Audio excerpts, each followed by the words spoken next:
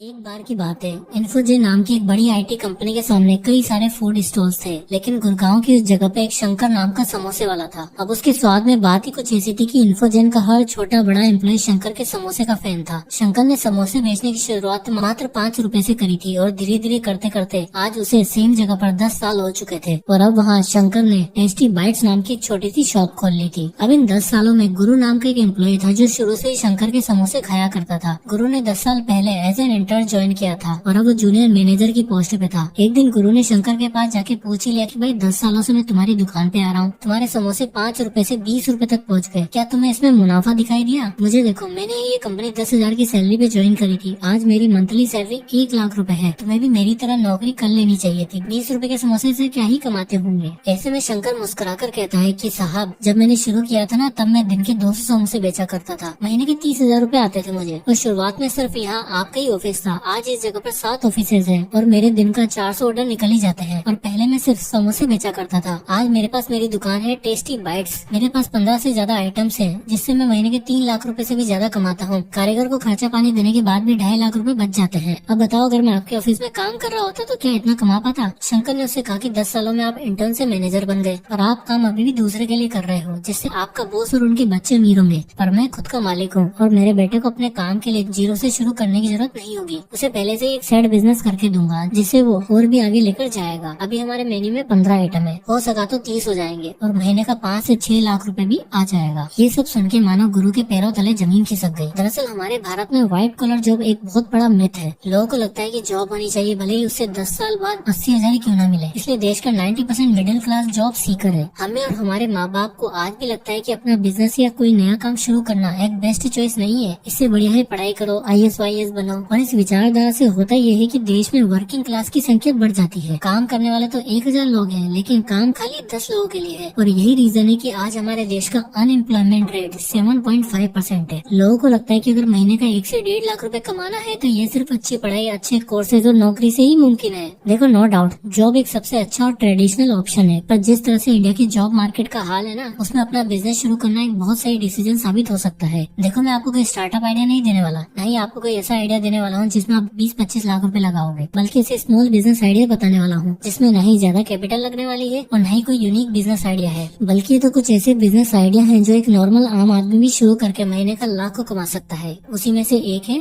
Business idea number 1, fast food stall. India में जब भी नेसेसिटी की बात होती है ना, तो रोटी कपड़ा मकान में रोटी सबसे ऊपर आती है। और कहीं ना कहीं अगर अनऑर्गेनाइज सेक्टर में देखा जाए तो खाना ही एकमात्र ऐसा प्रोडक्ट है जिसकी इंडिया में इतनी डिमांड, इतनी सेल्स और इतनी वैल्यू है जितनी और किसी प्रोडक्ट की नहीं। साथ ही अगर बाकी किसी और बिजनेस से कंपेयर किया जाए तो सबसे आसान और सबसे इजीली स्केलेबल है फूड स्टॉल। देखो, इंडिया इकलौता ऐसा देश है जहाँ पर 100 किलोमीटर पे भाषा चेंज हो जाती है, पहनावा चेंज हो जाता है और स्वाद उसका तो क्या ही कहना है। आज के डेट में हर वो इंसान जिसके पास एक यूनिक टेस्ट है, एक यूनिक स्टोरी है, वो अपना एक छोटा सा फूड स्टॉल खोल कर बहुत पॉपुलैरिटी और वेल्थ हासिल कर रहा है। साथ ही अगर आप दिल्ली में कहीं भी जाओ तो आपको हर जगह सबसे ज्यादा 2 फूड देखने को मिलेंगे, लंच टाइम में छोले भटूरे और शाम के टाइम पे मोमोज। इनफैक्ट मेरे ख्याल में मोमोज जितने नॉर्थ ईस्ट और बाकी कंट्री में नहीं खाए जाते, उससे ज्यादा तो अकेले दिल्ली वाले खा जाते हैं। एग्जाम्पल के लिए इन भाई साहब को ही देख लो। इस आर्टिकल में एक फूड ब्लॉगर से बातचीत में इन मोमो वाले भैया ने बताया कि ये डेली का 300 से 400 प्लेट सेल कर देते हैं और पर प्लेट 40 से 60 रुपए। इन्होंने बताया कि दिन का 17 से 18,000 रुपए की सेल हो जाती है, जिसपे इनकी पर डे की अर्निंग होती है 3,500 से 4,000 रुपए, यानी महीने का देखा जाए तो 1,05,000 रुपए, जो एक एवरेज इंजीनियर की सैलरी से ज्यादा है। तो अगर आपके पास भी कोई ऐसा टेस्ट या यूनिक फूड स्टॉल आइडिया है तो आपको सबसे पहले अपने टाइप के फूड के लिए एक लोकेशन देखनी पड़ेगी जहाँ आपको अच्छा खासा फुटफॉल मिले। इसके बाद एक मेन्यू रेडी करना होगा और उस मेन्यू में एक यूनिक डिश होनी चाहिए जो कस्टमर को आपकी तरफ खींच कर लाए। और मात्र 10,000 से 20,000 में एक छोटा सा रोड साइड स्टॉल लगाकर भी आप शुरू कर सकते हो। Idea number 2, clothing store. अब जब सवाल बेसिक नेसेसिटीज का आ ही रहा है तो खाने के बाद कपड़ा तो आएगा ही आएगा, और इंडिया में जितनी ज्यादा वेरायटी फूड आइटम्स है उससे कई ज्यादा वेराइटीज तो कपड़ों की है। और आप यहाँ देख ही सकते हो, इंडिया में वेडिंग सीजन और फेस्टिव सीजन की वजह से total clothing market 7.8 lakh crore तक पहुँच चुका है। और ये तो वो डेटा है जो रजिस्टर्ड वेंडर और फैशन बुटीक बेचते हैं। अगर आप लाजपत नगर, पालिका बाजार, सरोजनी नगर और मीना बाजार जैसी मार्केट को ले लो तो ये संख्या और भी ज्यादा बड़ी है। इनफैक्ट प्री एग्जिस्टिंग मार्केट में भी अगर आप क्लोथिंग स्टोर खोलते हो तो आपको उतना ही मुनाफा मिलता है जितना बाकी के दुकानदारों को। तो भी कुछ ही दिन पहले मेरा एक फ्रेंड अपने पेरेंट्स को लखनऊ में हजरतगंज लेकर गया। अब वहाँ पर काफी फेमस मार्केट है और खाने और कपड़ों के मामले में एकदम नवाबी अंदाज है। वहाँ सबसे ज्यादा जो चीज बिकती है वो है चिकन क्लॉथ्स। मेरा दोस्त जिस शॉप से चिकन चिकन का कुर्ता लेकर आया। उस दुकानदार ने बताया कि 20 साल से वो सेम वेरायटी बेच रहा है और पूरे इंडिया में जितनी भी चिकन के कुर्ते और ड्रेसिंग बिकती है वो सारा माल लखनऊ के इस हजरतगंज इलाके से ही जाता है। उन्होंने बताया कि इस मार्केट में जितना कंपटीशन है उतना ही सेल भी है, तभी हम रिटेल से होलसेल में आ गए हैं। कुछ ऐसे डिसाइड किया मनीष ने भी। तो अभी हाल ही में मनीष ने एक ट्रेंड देखा कि एथनिक और स्टाइलिश वुमेन कुर्ती जो मिल रही है वो काफी हाई प्राइस में मिल रही है। तो मनीष ने ये किया कि 500 से 1500 तक की रेंज में कुर्ता सेल करेगा, जिसके लिए उसको एक ऐसी मार्केट ढूंढनी थी जहाँ से उसको सस्ते दामों पर अच्छा सामान मिल पाए। उसने जयपुर और सूरत से कुर्ता लाने का डिसाइड किया और वहाँ से बेस्ट रेट पर कुर्ते मिल भी गए और फिर होलसेल प्राइस पर वो माल उठाने लगा। इसके बाद उसने दिल्ली के शाहीन बाग एरिया में एक शॉप खोली और उसकी ऑनलाइन मार्केट चालू करी। अब क्योंकि एथनिक वेयर के कपड़े थे तो फेस्टिव सीजन और वेडिंग सीजन में उसका बिजनेस चल पड़ा और मात्र 500 से 1500 की अट्रैक्टिव प्राइसिंग रखकर उसने अपना क्लोथिंग ब्रांड शुरू कर दिया। Small business idea number 3, healthy food diet. India में सबसे ज्यादा खाया जाने वाला फूड है वो है स्ट्रीट फूड, जिसमें आपको non veg, veg, Indian, Mughlai, Chinese, Italian सब देखने को मिल जाएंगे। और एक सर्वे में ये भी पता लगाया गया है कि यूएस और चाइना के बाद सबसे ज्यादा कहीं जंक फूड खाया जाता है तो वो है इंडिया, जहाँ 38% पॉपुलेशन रोड साइड और ऑयली फ्राइड फूड खाना पसंद करती है। ऐसे में आजकल आप इंस्टाग्राम पे ट्रेंड देख ही रहे होंगे कि कई लोग हेल्थी फूड आइटम का स्टॉल लगा रहे हैं। तो अभी मैं किसी काम से पुणे गया था और वहाँ पे मैंने दिल्ली और मुंबई जैसे एक नॉर्मल स्टॉल देखा, पर वो मोमोज या वड़ा पाव नहीं बेच रहा था, बल्कि वो मात्र 250 रुपए में हेल्थी ब्रेकफास्ट खिला रहा था, जिसमें एवोकाडो फ्रूट सैलेड, एक पनीर बरीटो रोल और कॉर्न सूप इंक्लूडेड था। और सबसे बेस्ट चीज, उसने अपनी किसी भी प्रोडक्ट में ऑयल यूज नहीं किया था और न ही एक भी आइटम प्रोसेस्ड था। मैंने वो ट्राई किया सुबह 8:30 बजे के करीब और दिन के करीब 4-5 बजे तक मुझे भूख ही नहीं लगी। यहाँ तक कि सुबह सुबह जिम से ही लोग उसी स्टॉल पर आते और अपना हेल्थी मील लेकर काम पर निकल जाते। ये आइडिया मुझे बहुत अच्छा लगा, स्वाद भी अच्छा हो गया और हेल्थ भी। ठीक इसी तरह दिल्ली में भी एक सरदार जी हैं जो हेल्थी चिकन खिलाते हैं। इनके चिकन में 0% ऑयल होता है। ये कबाब, सलामी सब कुछ परोसते हैं, वो भी ऑयल फ्री। ये शाम को 6 बजे से लगाना शुरू करते हैं और 10:30 तक होते होते इनके सारे स्टॉक खत्म हो जाते हैं। मात्र 3 से 4 घंटे के अंदर अंदर ये डेली का 7 से 8 हजार की सेल कर देते हैं और हॉलीडे वाले दिन तो इनकी कमाई और भी ज्यादा होती है। तो अगर आपके पास भी हेल्थी प्लेटर या ऑयल फ्री चिकन जैसे आइडिया है और आप एक बोरिंग खाने की बजाय स्वादिष्ट खाना बनाकर लोगों को खिला सकते हो, तो लोग आपके पास दौड़े दौड़े चले आएंगे और तब आप न सिर्फ आप अच्छा खासा अर्न करोगे बल्कि हेल्थी इंडिया बनाने की तरफ एक अहम कंट्रीब्यूशन भी दोगे। Business idea number 4, the content business. आज की तारीख में जैसे जैसे इंटरनेट का यूज बढ़ता जा रहा है ना, हर बिजनेस, हर ब्रांड चाह रहा है कि वो अपनी ऑनलाइन प्रेजेंस बनाए और जैसे जैसे ये डिमांड बढ़ रही है वैसे वैसे कंटेंट क्रिएशन, मार्केटिंग का बिजनेस भी तेजी से बढ़ रहा है। एक रिपोर्ट के मुताबिक इंडियन डिजिटल कंटेंट इंडस्ट्री का साइज 26,000 करोड़ से भी ज्यादा है और आने वाले कुछ सालों में ये और भी तेजी से बढ़ने वाला है। ऐसे में अगर आप कंटेंट राइटिंग या क्रिएशन का स्किल रखते हो या आपके अंदर क्रिएटिव राइटिंग का थोड़ा सा भी इंटरेस्ट है, तो आप हर तरह की अवेलेबल इन्फॉर्मेशन को इकट्ठा करके उसे प्रैक्टिकल इम्प्लीकेशन कर सकते हो। आज की डेट में एक 30 साल का आदमी जितना अपनी जॉब से नहीं कमा पा रहा, उतना एक 13-14 साल का बच्चा डेली व्लॉग करके कमा लेता है। अपनी ट्रेडिशनल अप्रोच के साथ अगर आप कुछ मॉडर्न करना चाहते हो, सबसे पहले अपनी राइटिंग का काम शुरू करो, कोर्स करो, एसईओ, डिजिटल मार्केटिंग सीखो। इसके बाद सबसे पहले अपना एक राइटिंग पोर्टफोलियो बनाओ और अपवर्क और फाइवर जैसे प्लेटफॉर्म पे जाकर फ्रीलांस सर्विस दो। वहाँ से आपको काम समझ आएगा और आपकी राइटिंग इम्प्रूव भी होगी। साथ ही आप ये भी सीखोगे कि कौन सा कंटेंट सबसे ज्यादा सर्च किया जाता है और कौन सा नहीं। आप इसी काम को और भी बड़े लेवल पर शुरू कर सकते हो और 8-10 लोगों की टीम हायर करके कंटेंट और मार्केटिंग एजेंसी भी शुरू कर सकते हो। सेम यही स्ट्रेटेजी अपने मुंबई के एक मिडिल क्लास से आने वाले गणेश